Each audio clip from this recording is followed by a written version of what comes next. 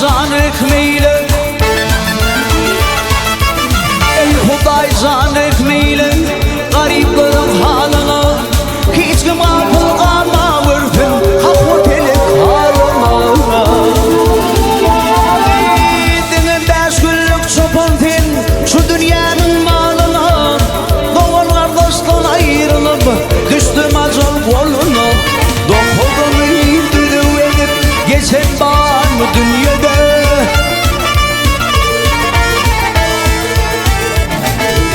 Bu dünyada yalanlar, o dünyada vururlar, kıydırırlar sayda koşup toy tomoşu kururlar. Bir yetimin hakkını yedim, ahirette bilirler, iyiliğe fan eyleyip ilk burnun dilerler. Akıl ettim hak bilir bu dünyada, bu dünyada. Allah!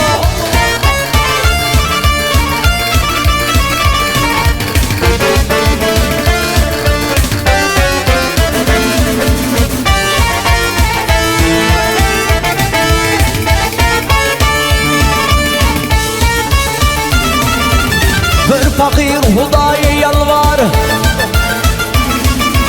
bir fakir Hudaya yalvar, meni perdet yok deyip yeni bir kıydım var deyip meni oğul yok deyip yeni bir oğul var, meni devlet yok deyip yeni bir şükür Huday verene hak diyen şükür ettim hak bilir bu dünyada, bu dünyada.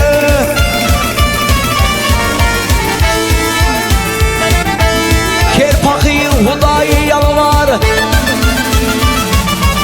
ker fakir Hudaya yalvar, meni ker ettin deyip kör fakirim yer vermeler, meni kör ettin diye. Bir gövherim yalkın falan meni har ettin diye.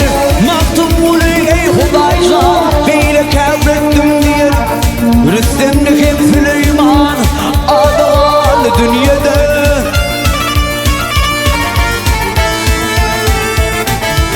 Bu dünyada peygamber